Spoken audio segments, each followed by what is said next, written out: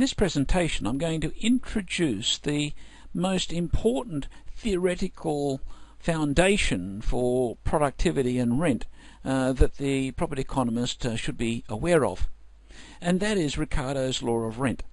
And it's really from Ricardo's law of rent we get the whole understanding of where property value comes from and how it behaves. But what my purpose is in this presentation is merely to introduce the mechanics of it. I'm going to do that by using the same example that Ricardo introduced when he described his theory back in 1815 and gave us what is now known as Ricardo's law of rent. Ricardo realized that the perfect market could not give you a value for land, for reasons that we've seen elsewhere. But land is a very valuable element in the economy, and so it must get its value from somewhere. And this is the question which has puzzled political economists and economists for some time. The example that Ricardo used to explain the behavior of value and productivity was to look at the example of rent in a new country, in a new colony, or some place where some user of land, let's say a colonist going out into the South Pacific or to Australia in the late 1700s, ready to go and use the land productively, let's say as a farmer. And this example has the advantage of being able to free us from the complexity of our current economy, which has now got, in Australia at least, 2 centuries of land dealings and economic history sort of layered on top of layer. So it becomes very difficult to see what the essential source of land value is. And so what we're going to do is look at what would happen. We're going to ask the question, what would it be like? How would you behave with the opportunity of moving into an area where there is lots of land and no people? And this is the question that Ricardo put to his readers in 1815. Basically, if you found yourself sailing up a river as a new settler in some remote colony, you would be presented with the prospects of being able to settle anywhere you like. And because it's a new colony, you wouldn't have to buy the land. You would simply pull ashore, and whatever you wanted, you could occupy. And that's what happened in Australia, basically. In that situation, what you would see in front of you is a vast variety of qualities of productive land. If you're a farmer, you would tend to go for the level, deep soils that you find on river flats, especially since the river flats are adjacent the water, so you've got a water supply, you've got transport links, you've got all of those advantages, plus the deep soil. And so we'll call that first quality land. Now, the extraordinary thing about that is that you're able to pull your boat ashore and take as much of this very productive land as you like. But oddly enough, in that situation, what Ricardo recognized is that it would come to you for free, even though it's very productive. And so this idea we have that productivity equals land value equals land price or what have you is actually quite artificial, because the productivity of land is not necessarily connected to its price. And this example, only 200 years old, is a very good illustration of that, the distinction between productivity and price. There is a second peculiarity about this situation that I'll mention without going too far into it, and that is, in this situation there is no economic incentive for a new settler to take more land than they are able to manage themselves. And the reason is that land in this case does not represent an investment, it represents more of a burden, because if I take more land than I need, I find myself having to clear and fence and care for more land than I'm physically able to, and that isn't particularly attractive.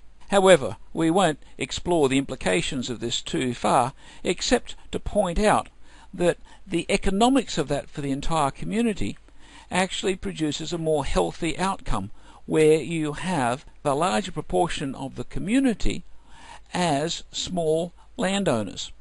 And generally it's been accepted by economists that the most efficient economy is one where you have as large a number of people being small landowners as possible, which is kind of the opposite to what we see in the bigger and better kind of mentality that dominates today. Let's return now to considering our little mental experiment. Imagine that you are now sailing up the river into this new area where you've got all of this productive land which is for free, and you're considering where to full ashore, what land to take up, and that will become your future property investment and so on. And let's see what you would do and what the implications are as that community increase. And away you go. And sure enough, you're going to have to put some human labour into the land, so you might clear it and fence it. And then after that, whatever latent productivity is in the land itself will then be available to you in terms of the fertility of the soil, the productivity in terms of crops. And all of the product you'll be able to sell, and because you're not paying off the bank, you're not paying off a landlord, you're not sort of buying it from anyone else, all of the income that you get from using that land goes into your pocket. Now, that sounds very attractive, and today if I was to offer anyone who's listening to this presentation free productive land, they'd probably jump at it. But it's curious, you see, because here is productive land with no price tag. It's absolutely free.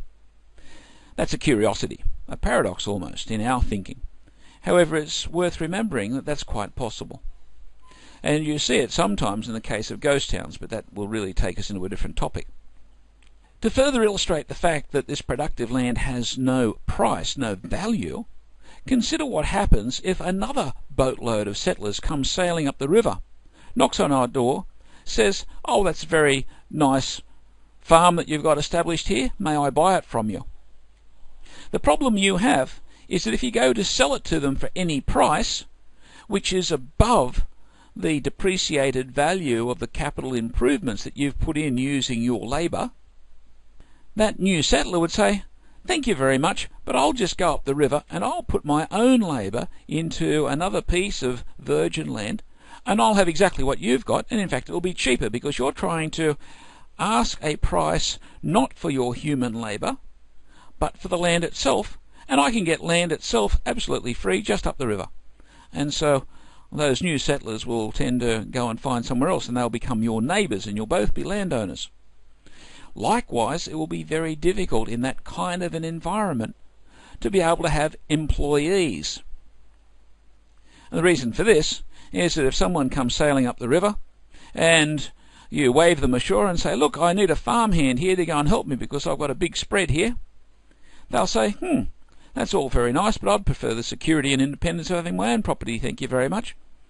And what is it that you can offer me that I can't get by simply going upriver and getting out of my boat and occupying this free land which is available merely for the taking?" And of course you'll just be left there with your mouth open.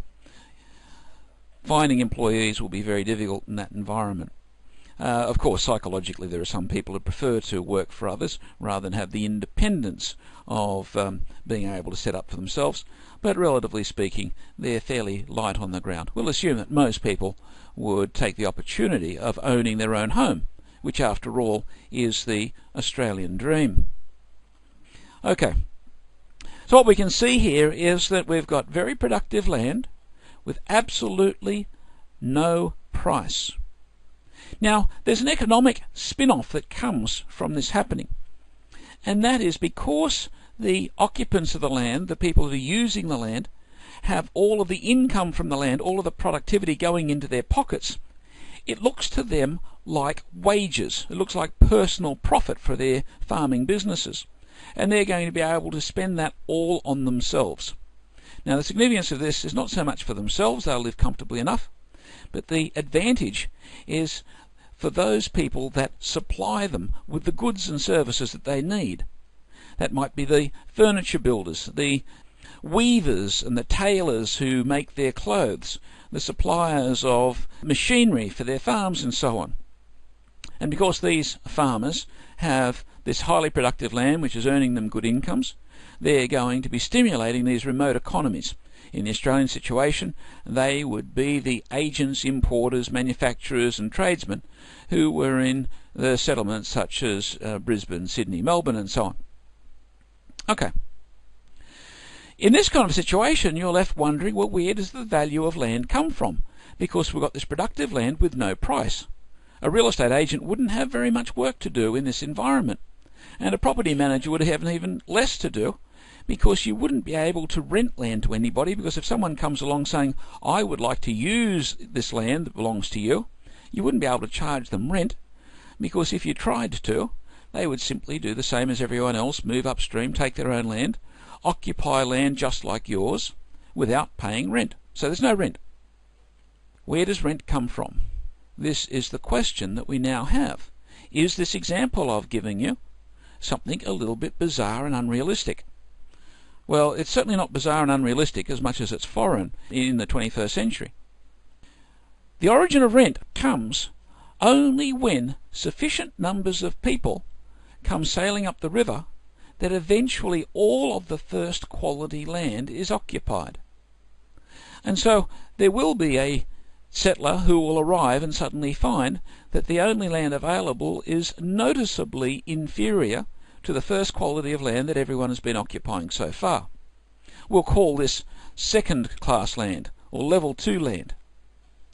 What that means is they'll be able to come ashore, they'll be able to take that land. It mightn't be quite as fertile as the river-fronting flats that you've taken. It may not have access to the river.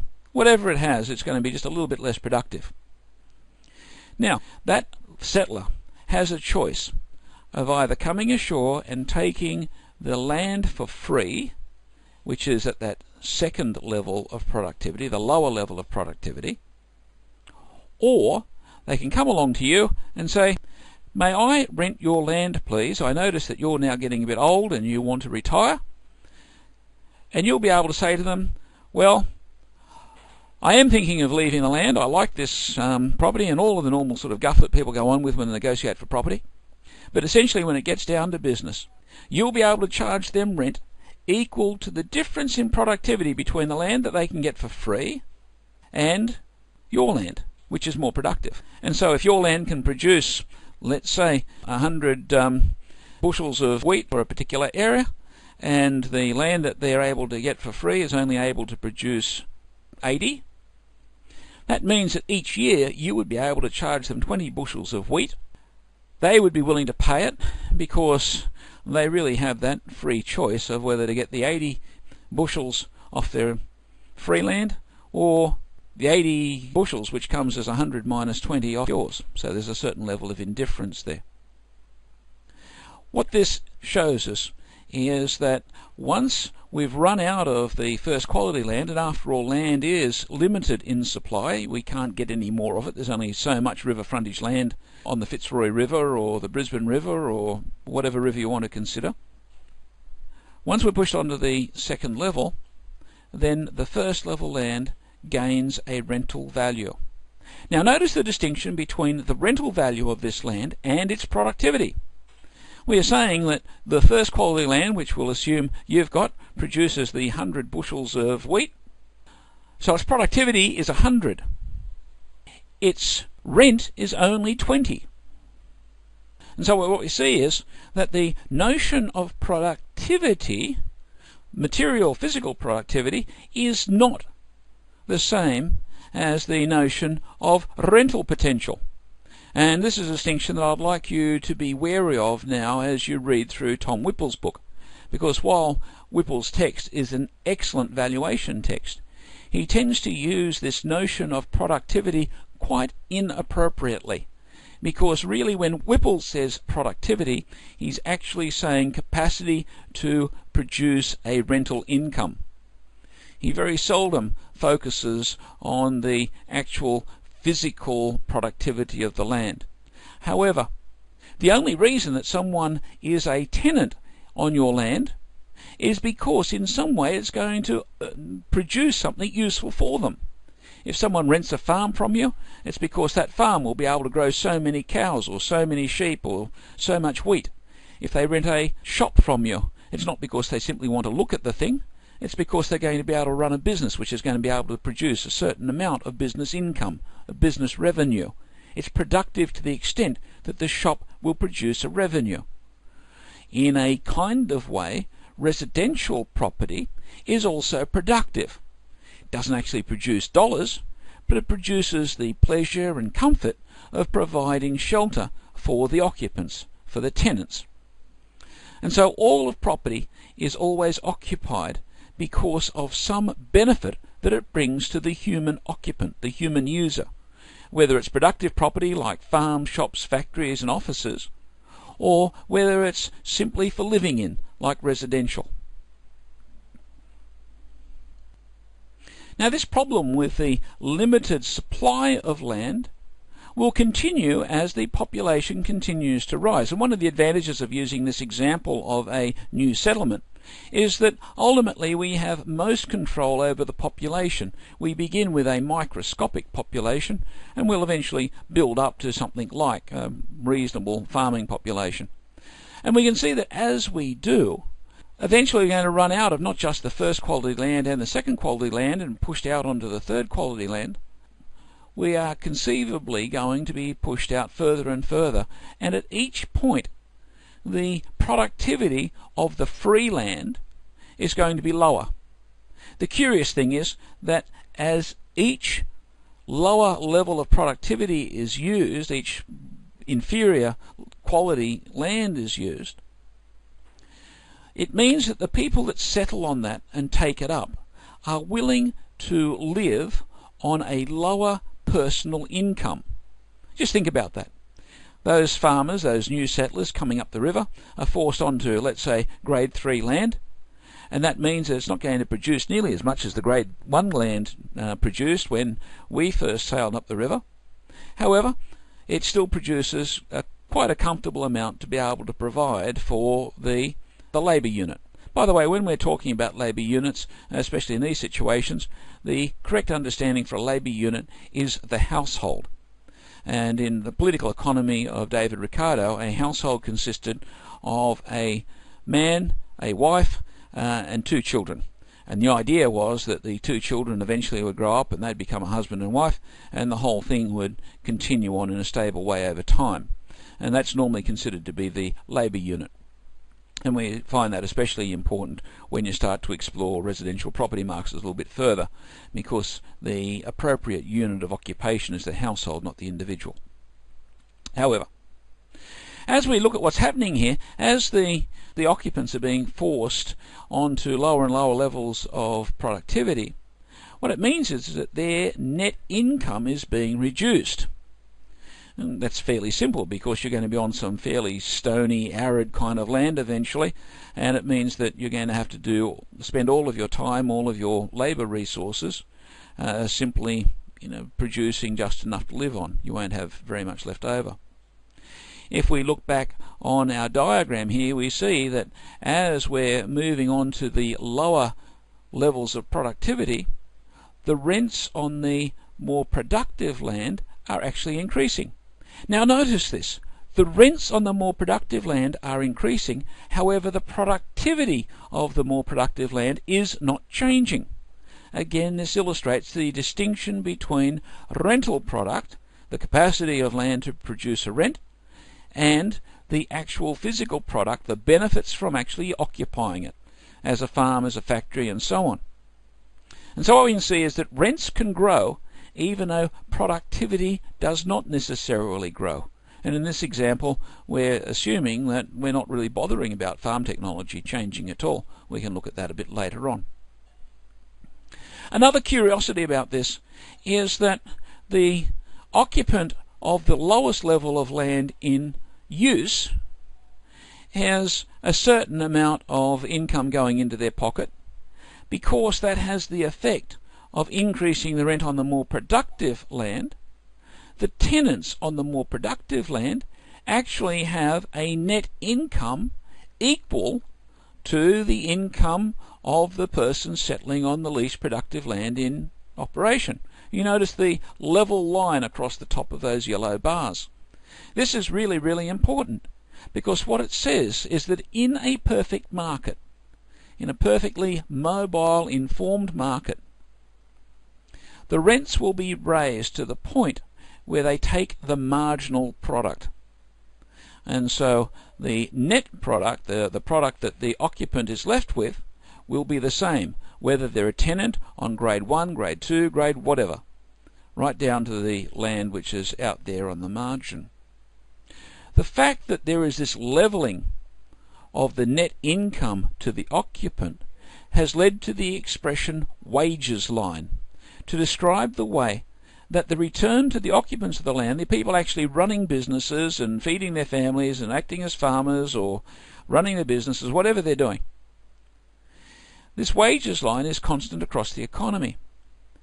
And it means that those people who work either running businesses or doing some directly productive activity like being a property valuer or something is pretty much equal.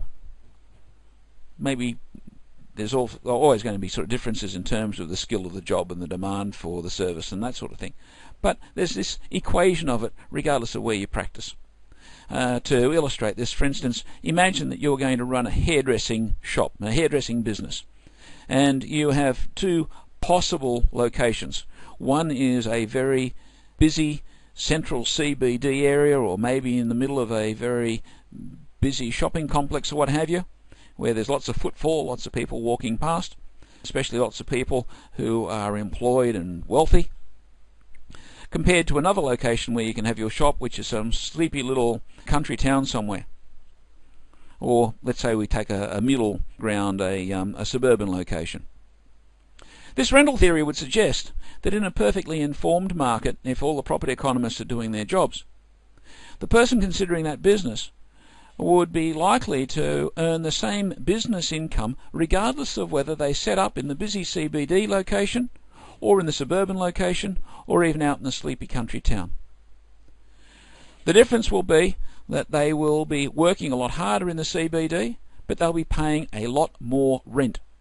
Whereas in the sleepy regional town, they won't be doing very much business, but they won't be paying much rent either. Those of you who have any experience in retailing and retail centres and so on, lease negotiations and so on, will be quite aware of the way that rents are quite aggressively crafted to take the marginal profit away from the tenant, especially when we're talking about the specialty tenants. And this comes directly from Ricardo's law of rent, this equating of the net income from the tenant. We call that the wages line, this horizontal line that's running across the top of these blue bars in our example. But really it's more than just a wages line. It is a line which equates all of the returns for not just wages, but also entrepreneurial profits. And that is, I might have a hairdressing salon that employs half a dozen people, and so most of my income is the profit from running my business. But even though I'm running a business and I'm earning a profit, so I'm not strictly speaking labour, the profit from my business is going to be equated using the same dynamics of rent that we have here in our wages line. So the wages line really balances, equates, levels the returns to labour and enterprise, all of the directly productive parts of the economy. This process will continue on as the population increases, and the population eventually will occupy all of the available land. Land being fixed in supply and spatially set in stone, literally. The point will come where you get to a boundary. You will either run out of land, you'll run out of Australia or New Zealand or whatever the country is that you're in, or you might get to a political boundary. You might get to the edge of Poland, or the edge of Germany, or the edge of Mexico, or whatever, and you simply can't go any further. At that point you've hit a boundary. Now it's important for us to understand the dynamics of what happens when you run out of available land. In the early parts of this example, we were looking at a situation where you simply sail up the river, hop out, and you just go walking until you find the edge of where human occupation happens. That's called the frontier. But Today, in the 21st century, there aren't very many open frontiers about. They're all closed. What happens when the frontier closes? This is the last part of this puzzle, but it's a very, very important part. It happens like this.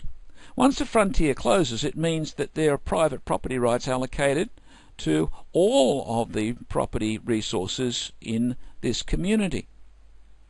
It means that anybody wanting to use the land as a tenant must be using somebody else's land. Now, at that point, we come back to what Adam Smith observed, was that land essentially and always operates as a monopoly, because the landowners at that point are able to see that that extra tenant actually needs access to the land, because without it they can't be a farmer, or they can't be a shop owner, or they can't run their factory or what have you. It's an absolute necessity because of the physical realities of people in the physical real economy. Why is that important? Because it means that the landowner is able to say, either you pay the rent I choose, or you don't run your business, or you don't feed your family, or whatever. If you're dealing with real human people rather than economic actors, this means you either pay the rent that's being asked for, or you starve to death. What this means is that rents are able to move fairly rapidly from simply being determined by the productivity of the least productive land in use to a level where the landlord is able to ask all of the productivity above that personal income which is needed to simply keep the labour unit in some kind of simple standard of living. And that standard of living can change. What I'm saying here is that once the boundary is reached, all land will develop a rent, because the land will develop a rent which is equal to the difference between the basic cost of living and the productivity of the land. Again, we're keeping this distinction between the rent and the productivity, because rent plus income to the tenant equals the productivity. How much income do we give the tenant? Well, only just enough to keep them. Only just enough for them to reach the standard of living which in this particular society is considered reasonable.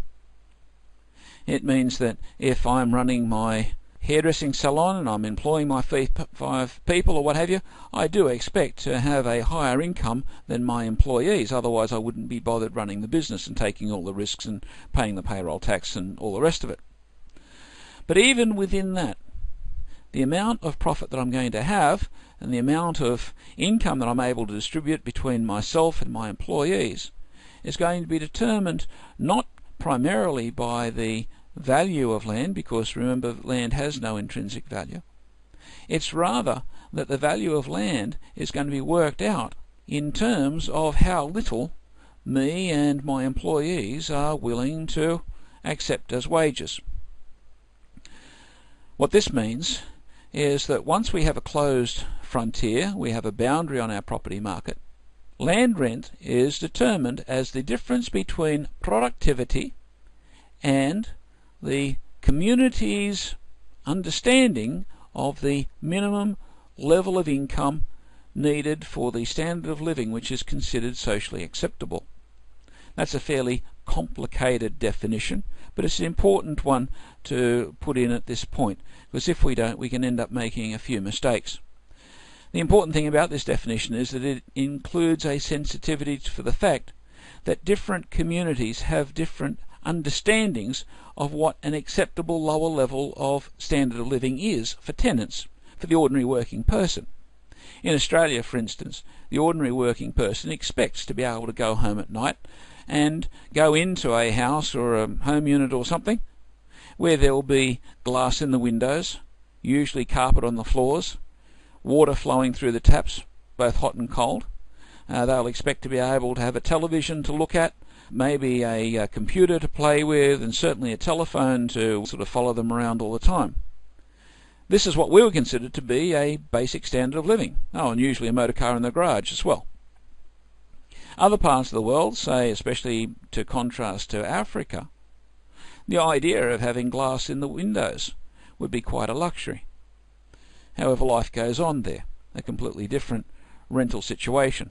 If we want to consider China, why is it that China is able to produce things so much cheaper than we do in Australia? It's largely because the standard of living of many of the Chinese workers who make everything from our iPhones to our shoes to you name it, are willing to work with incomes that give them a standard of living only a fraction of what we would consider satisfactory. However, that's for further consideration later on. The important thing about this is that what we've seen is that productivity, rent, and the return to those people that physically use the land are three heavily interrelated factors. What we'll find as we look further is that the overall productivity of the land is determined by the overall size of the population and also its economic vitality. And so land is more productive in Australia because Australia as a community has the benefits of high level of technology and high level of demand, high level of wealth and demand for our products and so on.